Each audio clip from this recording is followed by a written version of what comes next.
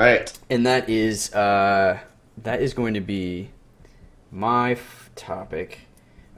Getting into soccer. Oh. So I thought about this the other day because a couple of Sarah's friends and I were just talking about Sounders games, and which is the Seattle soccer team, Right. and just talking about like not knowing about them, then going and realizing it's an amazing experience, a lot of fun. So it got me thinking, like, okay, if someone were to want to get into soccer, where should they start potentially? And then I had some just like questions about like, what is intriguing or what is important to follow, and like differences between other sports. And Alan, being our resident soccer expert correspondent, I wanted to like kind of pick your brain about how you got into soccer. Okay. And then maybe some suggestions on what someone would want to do in order to start following soccer, because like it seems interesting that like I could talk about how you would want to start watching football, but like that could be different. Okay. Yeah. So if I am a soccer fan, like obviously I could pay attention to the U.S., which is pretty cool. But if I want to go like the real man soccer international, how would I go about like figuring that out? Well, how I started was, to be honest, I started playing FIFA first. Oh, cool. On PlayStation 3 with Pete in college. And so that helped me kind of learn a bit of the rules a little bit, because it's like very bare bones, I figured out what offside is and all that kind of stuff. Mm-hmm. And then because I played it, I was a little bit more familiar with the sport in general. I mean, I played it once maybe when I was in like lower school, like fourth grade summer. It's just one of the sports you can play. Just played it, Yeah. And we were watching, I believe, Champions League tournament, which is where all the best European teams of each league. So like every country has their own league. Like Italy has their own league. Yeah. England like has the their US own league. has their own league, right? US has MLS is like its own league, right? Wow. The Champions League is just for the top teams in Europe. So like the best team from England, best team from Germany, best team from France, whatever. Those guys all compete against each other for like a cup, basically. So it's like it's a very prestigious honor to win that, because obviously when you're the best in Europe, where Europe is considered like the pinnacle of soccer, right? If you win that, then you're kind of like the best in the world, essentially. Yeah, world champs. Yeah. Yeah, and that's separate from winning your home country, right? So you could still win. You could still win the Italy. number one thing in Italy, right? Yeah. But then maybe you got kicked out of the Champions League in the first round or something. It's like the Super Bowl. Yeah. Yeah, exactly. It's crazy. Okay. So they already have a Super Bowl for each country, and then this is the Super Bowl. Like if we also played, and they do have something for the U.S. It's called CONCACAF, which is U.S., Canada, Mexico, and then I think there's some island nations that are also part of it, and like Puerto Rico. Central American. And we play against those people for like the CONCACAF Cup, basically. What does CONCACAF mean, or is that just like? I don't know what it stands for. But that is the Super Bowl for like for if the Sounders were the best in the United States, they'd go on to play. They would play, and I think they have played pretty far in it before, because they have like a pretty good team. It's amazing that this is what contributes to a very already long season. But I feel like this is why it feels like soccer is just constantly going on. Yeah, it is. Well, first of all, they can only play one game a week. That's a big part of it. That's great. That's why it's longer, because they can't play like 3 games in a week, or 4 games, or whatever, like baseball or even basketball. Like a few games. Yeah. Even football now has a couple games a week, right? But one team can only play once. Right, but they only play. But how many games total do they play in a season for football? 16. 16, yeah, 16. Yeah, 16 games or 17 weeks. Yeah, soccer season is like 30-something games. Yeah. So that's going to be at least 30 weeks where they're playing. And then on top of that, they have breaks, like international breaks, like holidays and stuff, where they like take off a few weeks. And then if you're lucky, you have a team that's in one of these like champions like leagues, where they're going to play. Not only are they going to play their weekend games, which is when most soccer games are, they'll play like during the week, either like Tuesday or Wednesday or something like that. For the Champions League type games. So that's like another big test, is like, is your squad, is your like roster deep enough to be able to play to like be competitive in both games, that week, and still. Because so the big thing, like the mecca achievement in soccer would be to win the treble, which is winning your league. So like winning like in Your country. Germany, Germany, like your best German team. Then you're also winning the Champions League, so you're best in Europe. And then every country also has like their own domestic cup. So like you can play not only like people in your league, but even lower leagues below you can play. So like there's like say there's like the NFL, right? Yeah. Then they have like kind of, or I guess is it the minor leagues? Yeah, like a minor league basically. How? So, I mean, that can't be hard. If you won the championship. Rarely, yeah, exactly. Rarely will you have like a lower league team win like a cup or something like that. Right. But they can only compete in like the domestic stuff anyway. But it's like you get to see that. So like if you're a huge supporter of a minor league team, which in soccer, like just because they're the biggest teams doesn't mean they have the biggest support. Like there's lots of lower level teams that have like crazy support. Wow, cool. Because it's like I grew up in this town. This happens to be our soccer team. Like I'm going to support them 100%, regardless of where they are in the state. It's almost if college football had a chance to play NFL teams. Yeah, very similar to that. Cool. And a lot of times because these teams rotate in and out, like they can always any of these teams. One of the coolest things I think is that can get to the highest level of the league. You just have to keep winning your league, and you keep moving up and up and up. So it's like a progression system almost. So it's always kind of rotating. So like the worst 3 teams in the top league, they go down, and the top 3 teams in the league below them go up. So you always have like some new faces kind of rotating in and out of these leagues, which is like a really cool thing, I think. That's a good concept. That's crazy. So currently in England right now, the number 1 team in the Premier League, which is like the top level league, is a team that just got promoted this year. So like they used to be a domestic. They used to be in like League like 1 is what it's called, like the one below it, basically. Okay. Yeah. So like they got promoted. Now they're like somehow like kicking everybody's ass and like beating all these teams that have like millions of dollars behind them, and they're like on a it's like Moneyball basically. Yeah. So so on that tangent, like breaking off, how does a team get there? Like, what are the different strategies for a team to get there? Because in the NFL, you have free agency and you have the draft. Yeah. So and the cap hit makes it hard for a team to spend a ton of money. They have free agents. They do have that, so you can pick up somebody for free for sure. Just like when their contract ends. And then they have two times a year they have a period called transfer window. So during the summer, the transfer window opens, and then you can negotiate. And contract and stuff doesn't matter. Like if you want to buy somebody out, like you can do that, but it's just going to cost more. So like there's no like set, like you can be on a team just started, and like they're probably not going to want to let you go because they just bought you, and they haven't seen like how good you are. Maybe it takes more than a year for you to get rolling. Right. But if a team wanted you bad enough, they could be like, look, we'll give you like $50 million for this guy, and you can leave. You can break your contract, and then you can as long as the club agrees and the player agrees, then it goes. Then they go. So that's all that matters is like a club agreement and player agreement. So like even if a club sells you, a club is the team. Right. Okay. So both teams have to agree. Yeah, both teams have to agree. Got it. Yeah, exactly. Now, there's no caps or anything, correct? Currently they do have in the last couple of years they introduced something called financial fair play, so that some teams cannot just spend ridiculous amounts of money, because a lot of teams started getting funding from like Middle Eastern investors that were like obviously had all this oil money.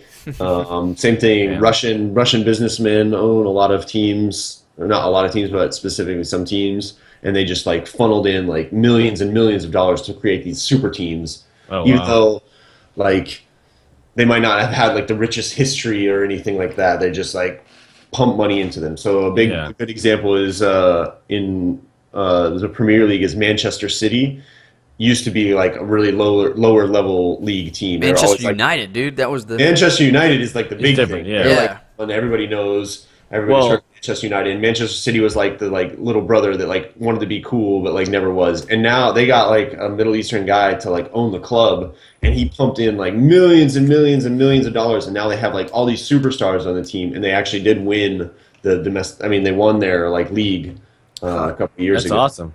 Yeah. Now, so Now, one thing, Clay, that you could always look at is the Glazers. They own the Tampa Bay Bucks, and yeah. and they own. I think they still own Manchester Liverpool. United, right? Is it Liverpool or maybe? Yeah, maybe. No, I think you're right. I think it's Manchester United. Yeah, there's the Khan guy. His last name's Khan. He's the owner of the Jaguars, but he also owns a soccer team, I think, in London. Yeah. Which is why everybody keeps thinking Jaguars are going to move to London. But What? they're trying to get an NFL team in London. Yeah, I think that's what their ultimate goal is. Yeah. Every year How they can play. you have an NFL team in London?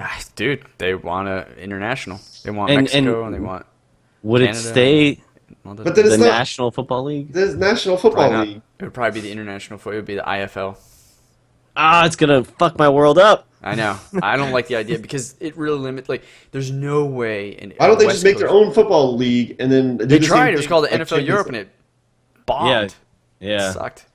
That you have Canadian League. That you know, also there's sucks. Canadian football. Yeah. The people love it here, though, man. Really? Yeah. Yeah. Oh my Wow. God. They'll like stadiums. I see people like packed and I see people just wearing like Canadian Football League team shirts and stuff. Holy shit! Except for It's Toronto, crazy. because Toronto is pretty much all Bills country. They're Like, so maybe close I to don't even think Buffalo. they might not even have a team. That would make A sense. CFL team, yeah. Because their team is like, from what I understand, is the Buffalo Bills. Yeah. I mean, in the same way though, people here are like the biggest bandwagoners for the Seahawks. Oh, Just 'cause okay. it's like the closest like NFL team, Right. like real football team, you know? Sure. Like that's anything that they don't have here already, so like soccer teams and stuff, they like love the Seattle version of it. Oh, cool. So So- because it's the closest in vicinity to Vancouver. So they're Seahawks and we're the fucking basketball team. What was the Seattle basketball team? Oh, yeah. Sonics. Yeah, I would Yeah. imagine. That would be Yeah. cool if Vancouver got an NFL team. That'd be freaking awesome because Seattle has like no and Portland there's just no NFL team around Seattle that you can like easily drive to and build Right. like a rivalry. It's Yeah, pretty exactly. nuts. Which is the best thing about soccer, especially in the Northwest, is there Vancouver has a team, Seattle has a team, and Portland all have a team, and they all have a rivalry called like the Cascadia Cup, kind of Oh, like cool. who's going to win, like who's going to do the best out of those three. And I think of all of them, I think Seattle has the best record. Yeah. And then Vancouver might have the worst one, and then I think Portland's kind of like in the middle somewhere. Or But like, yeah, Portland's- it's awesome because those games specifically, people can go to the venues. So right, so like all these people from Seattle, the Sounders fans, come up to Vancouver. Right. Same thing, Vancouver fans go down to Seattle. Even Portland Timbers fans come all the way up here, and you'll see them in the stands and like at the bars and stuff, and they like have like. You see like a line of them like walking down the street like doing their too-la-doo-la-doo type stuff. That's fun, man. That is like yeah. really cool. Yeah, I think people have started to really embrace in soccer and like the mentality and everything. It's still very like Americanized kind of, I Sure, think. I bet. Yeah. But it's hard, it's difficult to like not feel like you're just copying what the Europeans are doing. So in a way I like that it's just like they're just doing it the American way, you know, like that's how it goes.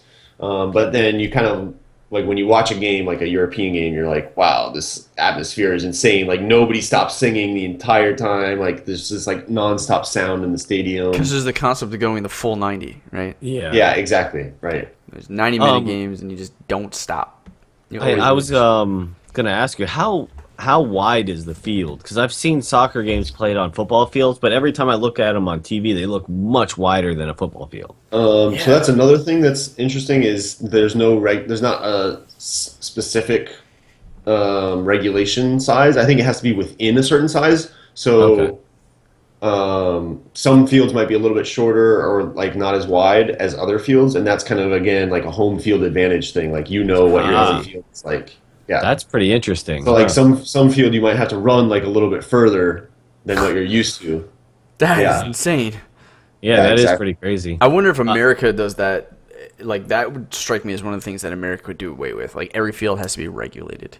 Yeah, so I would imagine. that sounds like but- something. Yeah, but the other thing is down here in Tampa, we used to have a Tampa Mutiny soccer team, but they got rid of them. I think like early 2000s. But Oh. now we have these St. Pete Rowdies. I don't know what level they are, but Not that's our local not soccer in the MLS. Yeah. Yeah. The rowdies, yeah, I don't know. Mm-hmm. So is there a draft or no? No, there is no. But the only thing they carried over from actually for European soccer, there's not. Okay. In Major League Soccer, I'm not sure because they did carry over a lot of stuff that is prevalent in North American sports, like playoffs. They have playoffs here rather than the necessarily like point system the same way they do in. I mean, it's still points. I don't know. It's kind of difficult to guess. So like like the rules is like if you win a game, you get 3 points. So that adds to your standing. If you lose a game, you get no points, and if you tie a game, you get 1 point. Oh, I didn't know that. Okay, so that's so like in Europe, it's like that's how you track like who wins the league. Basically, is who has the most points at the end of the season. And then if there's ever for whatever reason like a tie based on how many points people have, like both teams have 90 points or something, then whoever has scored the most goals, best goals versus goals scored on them differential, then they win. Like kill death ratio. Exactly. Yeah. Exactly. Now, one thing I always get so confused on with soccer is how the hell do they do the time? Like I see it go over 90 minutes sometimes. I'm like, what the like? When is this going to end? It's penalties, right? And it's all subjective. Kind of. Yeah. So it's up to the referee's discretion. First of all. Really? Yep. So after 45 minutes, the first half, he'll add a certain amount of time from 0 minutes to it can be up to like 5 or 6 minutes, I guess. And it's totally based on how many times there's been stoppages in play. So like there's been a change, like the ball goes out of bounds. Okay, there's like a little bit of time. So usually, at least at the minimum, they add on a minute, right? Because the ball's gone out of play, people have to throw it back in, something like that, right? Substitutions, if there's a substitution, that's like whatever 20 seconds that you're not playing the game. If somebody gets injured, right, like they're like rolling around the field, they have to call in the stretcher, they're like doing their thing, everyone's waiting around for like 3 or 4 minutes, well then that all gets added on at the end of the game. So like at 90 minutes they get added time, and then like a guy will hold up a board and say, this is how much added time there will be. And it'll be like, I don't know, like 4 minutes is like a good number that I see a lot. But it can be up to like 8 minutes, depending on how long this, like there have been multiple injuries in the game, then they want to like make sure people play the full 90 minutes, right? Yeah, so the clock keeps going the whole time, even when... Right, there's no stopping, so that's why they add on the extra time. Okay. Now, one thing that you definitely need to look up is the soccer stretcher fails. Have you seen those? Oh, I've seen where they like drop a guy and stuff. Yeah. Jeez. Yeah. Oh, there was one where these two guys, they go to pick him up, and like the guy has his legs over, and like right when he picks him up, puts the guy in the stretcher, like his face right up in the guy's ass. And then there was one where they picked him up, and both the guys went walking the opposite ways, and they just dropped him. It's like, you guys are idiots. Like, what are you guys doing out there? Yeah. So back to the original question, how do you get into soccer? For me, it was like watching a game live and then seeing like how it all how everything went down. In my case, it was really interesting because the two teams were playing had already played a game versus each other before. So this was like the deciding game next, right? Okay. So what happened was the other team technically lost this game. They like lost 0-1. Yeah. But because in the first game they had won 1-0, the total like goals scored against each other was 1-1, right? So like they added up both of these games together. That's how they do when they do like a two-headed game like that for like an important championship game. They do that. So it went to penalties after that. Oh shit! So because they couldn't decide, like that nobody had to choose, and so watching like that happen and like understanding that those rules, like I was like, well, they lost the game, they lose the fucking thing, right? Pete's like, no, dude, like they lost they won the first game though, so like blah blah blah, and I was like, what? And they did penalties, and I was just like, what? So watching all that was really like crazy to me because I had never seen anything like that before. And that was my next question: is the penalties? Like, when did they decide? Hey, we're gonna do penalty shots, like 5 of them, almost like in hockey. Yeah. So the penalties are only in games where there's like something on the line, like a championship or like a cup or something like that. Okay. And or if it's like going to get into like a cup, like you're in the final 16 or something, and you need to go to the next 4 or whatever. You might do penalties. So 90 minutes are up, score is still 0-0 or 1-1 or whatever, still tied. Then you play an additional 30 minutes, 2 15-minute halves, to see if anybody wins in that. Right. And then if you're still tied after that, then you go to penalties, and then you just take the entire roster keeps taking penalties until it's 5 at first. So if anybody misses one on one of the teams, then you win. But if everybody makes those 5, you just keep going until somebody misses and your team makes it. Oh wow!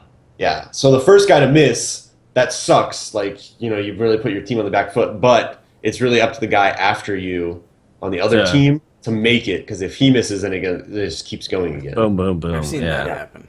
Yeah. So, exactly. Okay, so no real playoffs point system. When the World Cup is every 4 years? Yeah, every 4 years. And now, how does that get structured? Is that that is like Italian has their team representative, the team that was most recently in the championship? No. See, this is just the Italian players in the entire world. All of the players come together. So, like, if they have an Italian guy that plays, like, in the MLS, but he's, like, crazy good, he'll be on the national team. He'll be on their World Cup. Okay. So as long as you were born somewhere, you have the ability to go. As long as you have a passport for that country, then you can play for that team. Wow. So it's almost like the NFL. If we started playing in other countries, we'd be like, okay, well, we're gonna have Tom Brady there, and like just handpick everyone and build this like super team. If there was like a World Cup for football, yeah. Exactly. Okay. Cool. So generally, a lot of the players are going to be from their home country, like they play in the home country. Yeah. Like, obviously. But like the superstars, they might be anywhere. They might be playing for a team in Germany. They might be playing for a team in like England. Beckham was playing for LA Galaxy for a while, Yeah. but I'm sure he went back to play for London when London was playing in the World Cup. Yeah. Right. Well, probably. If he might have been too old at that point. Like, yeah.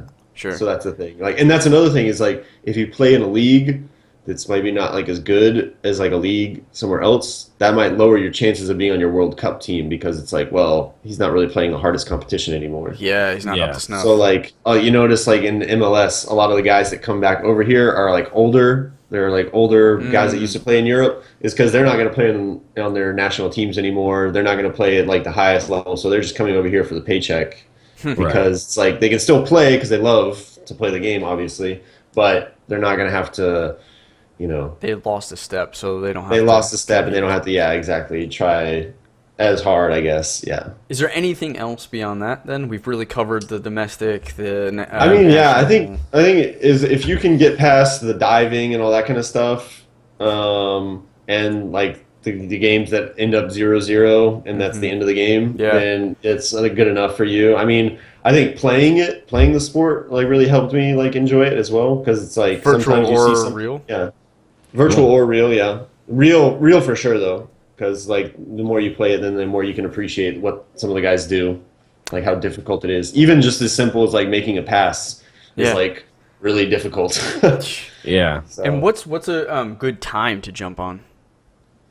I mean, the beginning of a season, like maybe just like watch a few games and like pick a team that you like or you want to follow. Like, when is the beginning of a season? Beginning of the season is like end of the summer, beginning of the fall. Okay. Is that true for all? No, that's for the European teams. Okay. MLS starts like beginning of the summer, kind of like to overlap, so you can watch soccer year round if you wanted to. Gotcha. Oh, nice. Smart. Yeah.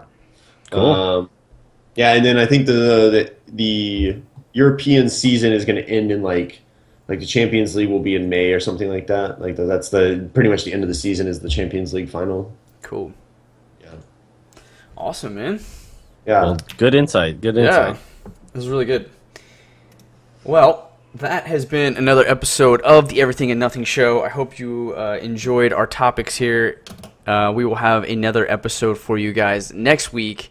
Same thing, 5 topics, all on YouTube, Monday through Friday, and on Saturday, you'll get all of that for free on our YouTube channel, youtube.com/Maelstrom Gamers channel.